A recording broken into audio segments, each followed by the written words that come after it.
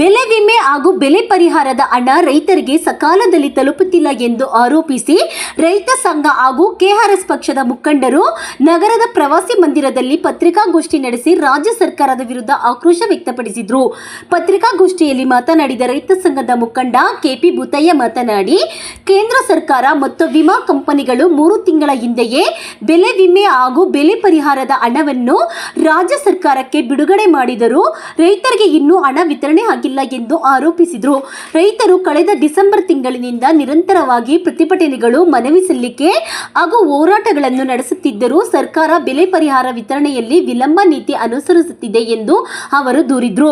ರೈತರ ಹಿತಾಸಕ್ತಿಯನ್ನು ಕಡೆಗಣಿಸಿ ಸರ್ಕಾರ ಹಣವನ್ನು ಬೇರೆ ಯೋಜನೆಗಳಿಗೆ ಬಳಸಿಕೊಳ್ಳುತ್ತಿದೆ ಎಂದು ಆರೋಪಿಸಿದ ಅವರು, ರೈತರಿಗೆ ಸಿಗಬೇಕಾದ ಪರಿಹಾರವನ್ನು ತಕ್ಷಣ ಬಿಡುಗಡೆ ಮಾಡಬೇಕು ಎಂದು ಆಗ್ರಹಿಸಿದರು.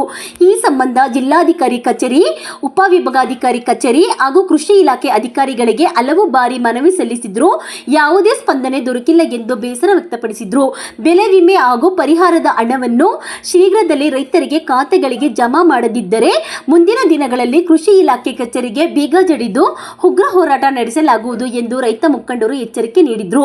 ಪತ್ರಿಕಾಗೋಷ್ಠಿಯಲ್ಲಿ ರೈತ ಮುಖಂಡರಾದ ಬಸವರೆಡ್ಡಿ, ಕೆಪಿ ಭೂತಯ್ಯ, ರೆಡ್ಡಿಹಳ್ಳಿ ವೀರಣ್ಣ, ಕೆಆರ್ಎಸ್ ಪಕ್ಷದ ಮಾರುತಿ, ರಾಜಣ್ಣ, ರೈತರು ಎಚ್ಚೆತ್ತುಕೊಂಡು ದೊಡ್ಡ ಹೋರಾಟವನ್ನು ರೂಪಿಸ್ತಾ ಇದ್ರೆ ಖಂಡಿತ ಇನ್ನೇನು ಮುಂದಿನ ತಿಂಗಳಲ್ಲಿ ಜೂನ್ಗೆ ಮುಂಗಾರು ಸ್ಟಾರ್ಟ್ ಆಯಿತು. ರೋಣಿ ಮಳೆಗೆ ಕಡಲೆಕಾಯಿ ಬಿಡ್ತಾರೆ. ಹೊಡೆಯೋಕ್ಕೆ ದುಡ್ಡೇ ಇಲ್ಲಲ್ಲ.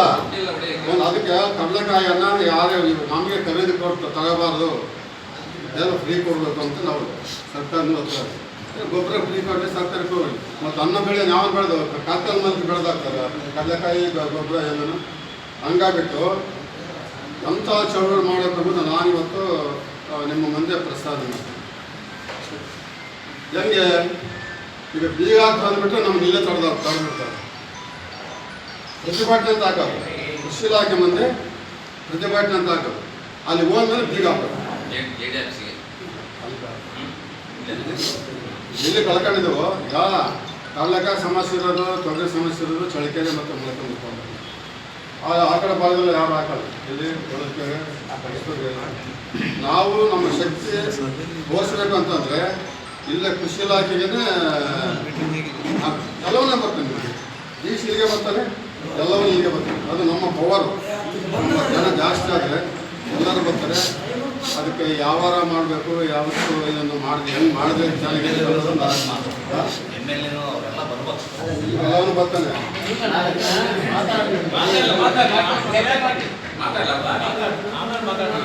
ಅದಕ್ಕೆ ಈಗ ನಮ್ಮ ಯಜಮಾನರು ಇವರೆಲ್ಲ ಅಭಿಪ್ರಾಯ ಹೆಂಗೆ ಹೇಳ್ತಾರೆ ಕೇಳಿದ್ರೆ ಮುಂದೆ ದೊಡ್ಡ ಶಕ್ತಿಯನ್ನು ತೋರಿಸ್ಬೇಕು. ಏನೇ ಇದ್ರು ಸರ್ ನಾವು ಒಂದಾಗಿದ್ರೆ ನಾವು ರೈತರಿಗೆ ಉಪಕಾರ ಮಾಡಿದಂಗೆ ಆಗಲ್ಲ. ಕಾಡು ಕೆಟ್ಟಪಾಯ, ಬೋರ್ಡ್ ಬಗ್ಗಪಾಯ ಅಂತ ಅಲ್ಲೊಂದು 20 ಜನ, ಇಲ್ಲೊಂದು 50 ಜನ, ಇಲ್ಲೊಂದು 100 ಜನ ಸೇರಿಸಿ ಸುಮ್ಮನೆ ಪೇಪರ್ನ ಬರ ಮಾಡಿದ್ರೆ ಅದಕ್ಕೆ ಸರ್ಕಾರಕ್ಕೆ ಅವ್ರಿಗೆ ನಮ್ಮ ಸದ ಕಡ್ಕೊಂತಾರೆ. ನಾವೆಲ್ಲ ಒಂದಾಗಿದ್ರೆ ಅವ್ರಿಗೂ ಭಯ ಬರುತ್ತೆ. ಅಲ್ಲಲ್ಲಿ ಇವರೆಲ್ಲ ಒಂದಾಗಿರಪ್ಪ ಏನೋ ಮಾಡ್ತಾರೆ. ಬೇಕಾದ್ರೆ ಪರೀಕ್ಷೆ ಮಾಡಲಿ. ಶ್ರೀರಂಗವನ್ನು ಯಾವುದೇ ಕಾರಣಕ್ಕೆ ನಾವು ಖರೀದಿ ಮಾಡಿಕೊಡೋದು ಕೃಷಿ ಇಲಾಖೆದು ಇಲ್ಲ ಫ್ರೀ ಕೊಡಬೇಕು, ಇಲ್ಲ ವಾಪಸ್ ಹಾಕೊಂಡು ತೋರಿಸೋದು ಒಳ್ಳೆಕಾಯಿ ತೋರಿಸ್ತಾರೆ. ಆಮೇಲೆ ರೈತರಿಗೆ ಅದು ಕೊಡಬೇಕಾದ್ರೆ ಗೋಡನ್ಯಾಗೆ ಒಳ ಬಿದ್ದು ತೋರಿಸ್ತಾರೆ. ಹೌದಾ? ಸಾಂಪಲ್ ನಮ್ಗೆ ತೋರಿಸೋದು ರೈತ ಅಂತ. ಅಲ್ಲೇ ನಾವು ಬೆಳೆದರೆ ಕಾಯಿ ಅವರೆಲ್ಲ ಕಾರ್ಖಾನೆಯಿಂದ ಇಂದ್ರಜಾಲ, ಮಹೇಂದ್ರಜಾಲ ಮಾಡಿ ಸೃಷ್ಟಿ ಮಾಡಿರೋಲ್ಲ ಕಡಲೆಕಾಯಿ. ನಮ್ಮ ಕಾಡು ಕಣ್ಣು ಕಾಡಿದವರು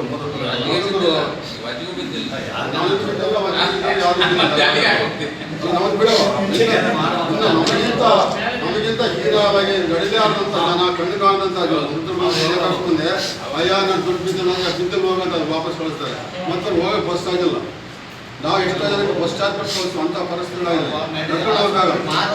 ಅಲ್ಲ ಬೇಡ, 3 ತಿಂಗಳು ಬೆಳೆ ವೃದ್ಧಾಪ್ಯ ಅಂತ ಕೊಟ್ಟಲ್ಲ ಅಂತಂದರೆ ಸರ್ಕಾರ ಎಷ್ಟು ಮಾಡಿ ಜೀವಳಾಗಿರ್ಬೋದು. ಸರ್ ಇದಕ್ಕೆಲ್ಲ ಕಾರಣ ಏನು ಅಂತ? ಏನು ಕಾರಣ ಇಲ್ಲ. ನಮ್ಮ ದುಡ್ಡೆಲ್ಲ ಗ್ಯಾರಂಟಿ ಬಳಸಿ ಅಂತಾರೆ, ಅವರ ಇದಕ್ಕೆ ಮಾಡ್ತಾರೆ.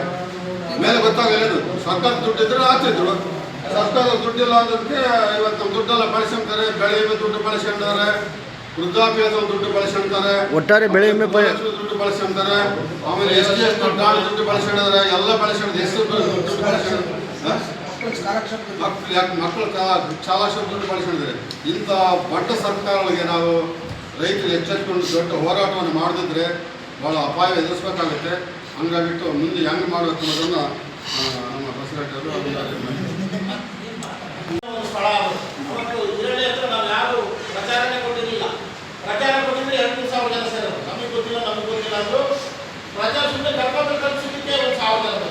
ಅದಕ್ಕಾಗಿ ನಾ ಅಲ್ಲೇ ಮಾಡಿದರೆ ಯಾವ ಜಾಗದಲ್ಲಿ ಸುಳ್ಳು ಹೇಳಿ ಹೋಗಿದ್ರು ಅವರು ಆ ಜಾಗಕ್ಕೆ ಅವ್ರನ್ನ ಡಿಸಿಯನ್ನು ಮತ್ತು ಜಾಯಿಂಟ್ ಡೈರೆಕ್ಟರ್ನ ಕರೆಸಿ ಅಲ್ಲಿ ನಮ್ಮ ಸಮಸ್ಯೆಯನ್ನು ಬಗೆಹರಿಸಿಕೊಂಡ್ರೆ ಒಳ್ಳೆಯದು ಅಂತ ನಮ್ಮ ಅಭಿಪ್ರಾಯ. ಯಾಕಂದರೆ ದುರ್ಗಾದ ಊರುಗಳು ಅವರಿಗೆ 600 ಕೋಟಿ ರಾಜ್ಯ ಸರ್ಕಾರ ಟೆಜಿಗೆ ಹಾಕಿದ್ದೆ. ಟೆಜಿಗೆ ರಾಜ್ಯ ಸರ್ಕಾರ ಟೆಜಿಗೆ ಹಾಕಿ ಎಷ್ಟು ದಿವಸ ಆಯಿತು ಇವತ್ತು ಟೋಲ ಮಾಡಿ 9 ದಿವಸ ಆಯಿತು. ಅದಕ್ಕಿಂತ ಮಾಡಿ 2 ದಿವಸ ಒಂದು ಟ್ರೆಜರಿಯಿಂದ ದುಡ್ಡು ಡಿಸ್ಪೆಚ್ ಆಗುತ್ತೆ. ಎಷ್ಟು ದಿವಸ ಬೇಕು? ಅದಕ್ಕೆ ಈಗ 12,000 ರೂಪಾಯಿ ಮಾಡಿದ್ದಾರೆ. ಶೇಂಗಾ ಕೃಷಿ ಇಲಾಖೆಯಿಂದ ರೈತರು ಖರೀದಿಸೋದಂದರೆ 12,000 ರೂಪಾಯಿ. ನಾವು ಮಾರಾಟ ಮಾಡೋರು ಯಾರು 12,000 ರೂಪಾಯಿ ಮಾರಿದಾರ? ಇಲ್ಲಿ ತಾರತಮ್ಯ 4,000 ಕಾಯಿ ಬಿಸಾಕಿ ಹೋಗಿ ಇದು ಬೆಳೆ ಬರಲ್ಲ ಅಂತೇಳಿ 4,000 ರೂಪಾಯಿ 12,000 ರೂಪಾಯಿ ಒಂದು ಕ್ವಿಂಟಲ್ ಮಾಡೋದು. ಅಂದರೆ ದ್ರಾಕ್ಷಿ ಮ್ಯಾಲೆ ಕಟ್ಬಿಟ್ಟು ತಿಂದ್ರೆ ಅಂತ ಹೇಳೋದು, ಯಾರು ಸಿಗಿದ್ದಕ್ಕೆ ವಾಪಸ್ ಆಗೋದು. ಈ ಥರ ಸರ್ಕಾರದ ಒಂದು ಧ್ವನಿ ಇದೆ. ಇಂಥವೆಲ್ಲ ನೋಡ್ಬಿಟ್ಟು ಎಲ್ಲ ರೈತರಿಗೆ ಮೋಸ ಮಾಡೋಂಥ ವ್ಯವಸ್ಥೆನೇ ಕಾಣ್ತಾ ಇದೆ. ರೈತ ವಿರೋಧಿ ಕಾನೂನು ಜಾರಿ ತರುವಂಥ ವ್ಯವಸ್ಥೆನೇ ಕಾಣ್ತಾ ಇದೆ ನಾವು. ಅದಕ್ಕೆ ಈಗ ನಾವೇನು ಮಾಡಬೇಕು? ಎಷ್ಟೊಂದು ಸ್ಟ್ರೈಕ್ ಮಾಡಬೇಕು. ಆ ಸ್ಟ್ರೈಕಲ್ಲಿ ಸ್ವಲ್ಪ ಬೆಲೆ ಇಲ್ವಾ? ಒಂದು ಪ್ರತಿಭಟನೆ ಮಾಡಿದ್ರೆ ಪ್ರಜಾಪ್ರಭುತ್ವದಲ್ಲಿ ಯಾವುದೇ ಸರ್ಕಾರ ಆ ಪ್ರತಿಭಟನೆಗೆ ಆ ಚಳವಳಿಗೆ ಸ್ಪಂದಿಸಿ ಆ ಸೌಲಭ್ಯನ ಕೊಟ್ಟಾಗ ಮಾತ್ರ ಸರ್ಕಾರ ಒಂದು ಬೆಲೆ ಇದೆ. ನಾವು ಎಷ್ಟು ಪ್ರತಿಭಟನೆ ಮಾಡಿದ್ರೆ ಸರ್ಕಾರನೇ ಇಲ್ಲ ಅಂತಂದರೆ ನಮ್ಮ ಪಾಲಿಗೆ ರೈತರ ದೃಷ್ಟಿಯಿಂದ ಸರ್ಕಾರ ನಮ್ಮ ಪಾಲಿಗೆ ಸತ್ತೋಗಿದೆ. ಗೊತ್ತಿದೆಯಾ? ಸತ್ತೋಗಿರೋ ಸರ್ಕಾರ ಮುಂದೆ ನಾವು ಕೂರಂಗಾಗಿದೆ. ಅದಕ್ಕೆ ನಾವೀಗ ಬಸವರಾಜರು ರೆಡ್ಡಳ್ಳಿರಣ್ಣರು ಇವರೆಲ್ಲ ಸೇರಿ ಇವ್ರಿಗೆ ಏನು ಮಾಡಬೇಕು ಅಂತ ತೀರ್ಮಾನ ಮಾಡಿದಾಗ ಮಾಧ್ಯಮದಲ್ಲೇ ಬರೆದರು ನನ್ನ ಪತ್ರಿಕೆ. ಇದು 4 ಜನ ಒಂದಾಗಿ ರೈತರಿಗೆ ಸೌಲಭ್ಯ ಕೊಡಿಸ್ತಿದ್ರು. ಇವರು ಸುಮ್ಮನೆ ಯಾಕೆ ಅವರ ಅಭಿಪ್ರಾಯ ಹೇಳಿದಾಗ ಅದು ಬಸವರಾಜರಿದ್ದು ಇಲ್ಲ ನಮ್ಮ ಗುರುವಾರ ಕರೆದುಬಿಟ್ಟು 4 ಜನ ಸೇರಿ ಸುಮಾರು 2,000 ಜನ ಸೇರಿಸಂಥ ಕೆಲಸ ಆಗಬೇಕು ಅನ್ನೋದು ಒಂದು ನಮ್ಮ ಆಲೋಚನೆ.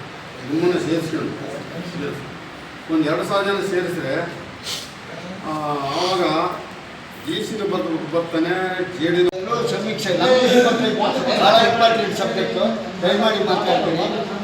25% ಇಂಟೀರಿಯರ್ ರಿಲೀಫ್ಗೆ ಅಕ್ಟೋಬರಲ್ಲಿ ನಾವು ನಡವಳಿ ತಾಲೂಕು ಆಫೀಸ್ನಲ್ಲಿ ಹೊರೆ ಕಡ್ಡಕಾಯಿ ಕಿತ್ಕೊಂಡ್ಬಂದು ಇದು ಕರೋನಾ ಬಂದಿದೆ ಸರ್ ಅಂತ ಎಲ್ಲ ಅಭಿಪ್ರಾಯಗಳು ಅಧಿಕಾರಿಗಳು ಇನ್ಶೂರೆನ್ಸ್ನವರು ಹೇಳಿದ್ವಿ. 25% ನಮಗೆ ಕೊಡಿ ಅಂತ ನಾವು ಕೇಳಿದ್ವಿ. ಎಲ್ಲ ರೈತ ಸಂಘ ಒಕ್ಕೂಟದವರು ಇದ್ದರು. ಬಸವರಾಜರಿದ್ದರು, ಈರನಾಜಿ ಇದ್ದರು, ಮತ್ತು ನಮ್ಮ ಭೂತರಾಜರಿದ್ದರು. ಎಲ್ಲರಿಗೂ ಒಕ್ಕಟ್ಟಾಗಿ ಕೇಳಿದ್ವಿ. 25% ತಕ್ಷಣ ಬಿಡುಗಡೆ ಮಾಡ್ತೀವಿ. ಡಿಸೆಂಬರ್ನಲ್ಲಿ ಹೋಗಿರ್ತಕ್ಕಂಥ ತೊಗರಿ ಬೆಳೆಗಾರರು ಇಂಟೀರಿಯರ್ ರಿಲೀಫ್ ಬಂತು. 6 ವಾರಗಳ ಕಾಲ ಮಳೆ ಬಂದಿಲ್ಲ ಅಂತ ಟೆಕ್ನಿಕಲ್ ಪಾಯಿಂಟ್. ನಾನು ಒಬ್ಬ ಅಧಿಕಾರಿ ಆದನು, ನಾನೆಲ್ಲ ಸ್ಟಡಿ ಮಾಡಿದ್ದೀನಿ.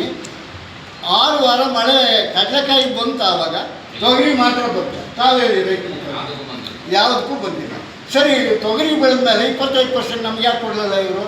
ಇದು ಭಾಳ ಮುಖ್ಯವಾದ ಸಮಸ್ಯೆ. ಕನ್ಸ್ಯೂಮರ್ ಕೋರ್ಟ್ಗೆ ಹೋಗ್ತಾ ಇದ್ದೀವಿ, ಅದಕ್ಕೆ ಡಾಕ್ಯುಮೆಂಟ್ ಎಲ್ಲ ರೆಡಿ ಮಾಡಿದ್ದೀವಿ. ಇದು ಭಾಳ ಮುಖ್ಯವಾದ್ದು. ಈಗ 42 ಪಂಚಾಯತ್ 13 ಪಂಚಾಯತಿಗೆ ಬಂದಿಲ್ಲ, ದುಡ್ಡು ಜೀರೋ ಆಗಿದೆ, ನಾವೇನು ಕೊಡೋಕ್ಕಾಗಲ್ಲ, ಹಾಗೆ ಹೀಗೆ ಅಂತಾರಲ್ಲ. 85% ಬೆಳೆ ನಷ್ಟ ಆಗಿದೆ ಅಂತ ಸರ್ಕಾರಕ್ಕೆ ಇದೇ DC JD ವರದಿ ಕಳಿಸಿದ್ರಲ್ಲ, ಅವಾಗ ಇವರು ಕಣ್ಣುಗಳಿರುವ ಅಧಿಕಾರಿಗಳಿಗೆ, PDO ಆಗಲಿ ರೆವಿನ್ಯೂ ಆಫೀಸರ್ಗಾಗಲಿ ಅದರಲ್ಲಿ ಇನ್ಶೂರೆನ್ಸು ಏಜೆಂಟ್ ಭಾಗಿಯಾದವ್ರಿಗೆ ಅವ್ರಿಗೆ ಗೊತ್ತಿರಲಿಲ್ವ? 85% ಚಳ್ಳಕೆರೆ ತಾಲೂಕು, ಹಿರಿಯೂರು ತಾಲೂಕು ಶೇಂಗಾ ಬೆಳೆ ಫೇಲ್ಯೂರಾಗಿದೆ. ಇದು ಸರ್ಕಾರ ವರದಿ ಹೋಗಿದೆ. 13 ಪಂಚಾಯತಿಗೆ ಜೀರೋ ಅಂತ ಹೆಂಗೆ ಮಾಡಿದ್ರು? ಅದು ಕಡಲೆಕಾಯಿ ಬೆಳೆದಿದ್ದಾರೆ. ಹೋಗಿ ತೊಗರಿ 25% ಇಂಟೀರಿಯರ್ ರಿಲೀಫ್ ಕೊಡ್ತಾರೆ, ಕಡಲೆಕಾಯಿ ಯಾಕೆ ಕೊಡೋಲ್ಲ? ಈಗ ಚರ್ಚೆ ಮಾಡೋಣ, ಅದೆಲ್ಲ ಮುಖ್ಯ. ಈಗ ತೊಗರಿ 25% ಟೆಕ್ನಿಕಲ್ ಪಾಯಿಂಟಲ್ಲಿ 6 ವಾರ ಮಳೆ ಬಂದಿಲ್ಲ ಅಂತ ತೊಗರಿ ಕೊಟ್ಟಮೇಲೆ ಕಡಲೆಕಾಯಿಗೆ ಯಾಕೆ ಕೊಡೋಲ್ಲ? ಕಡಲೆಕಾಯಿ ಬಂತ ಮಳೆ? ತೊಗರಿ ಗಿಡಗಳು ಬಿಟ್ಟೆ ಕಡಲೆಕಾಯಿಗೆ ಮಳೆ ಬಂತ? ಇದು ನಮ್ಮ ಪ್ರಶ್ನೆ. ಆ 13 ಪಂಚಾಯತಿನ ಕಡ್ಡಾಯವಾಗಿ 25% ಈಗ ಕೊಡಬೇಕು. ಈಗ ಬೆಳೆ ವಿಮೆ ಕೊಡ್ತಾರಲ್ಲ, ಅದ್ರ ಜೊತೆ ಕೊಡಬೇಕು. ಅದಕ್ಕೆ ಕೋರ್ಟ್ಗೆ ಕನ್ಸ್ಯೂಮರ್ ಕೋರ್ಟ್ಗೆ ಹೋಗ್ತೀವಿ, ಇದು ಸಿವಿಲ್ ಕೋರ್ಟ್ಗೆ ಹೋಗ್ತೀವಿ. ಅದ್ರ ಬಗ್ಗೆ ಎಲ್ಲ ಡಾಕ್ಯುಮೆಂಟ್ ಎಲ್ಲ ನಾವು ರೆಡಿ ಮಾಡ್ಕೊಂಡಿದ್ದೀವಿ. ಇದನ್ನು ಬಲವಾಗಿ ಜಿಲ್ಲಾಧಿಕಾರಿಗಳಿಗೆ, ಜಂಟಿ ನಿರ್ದೇಶಕರಿಗೆ ನಾವು ಹಕ್ಕೋತ್ರಾಯದಾಗ ಇಡಬೇಕು. 25% 13 ಪಂಚಾಯತಿ ಬಂದಿಲ್ಲಲ್ಲ ಸರ್, ಅದಾಗಿ ಹೌದಲ್ಲ ಸರ್? ಯಾಕಾಗಿ ಮಳೆ ಬಂತಾ?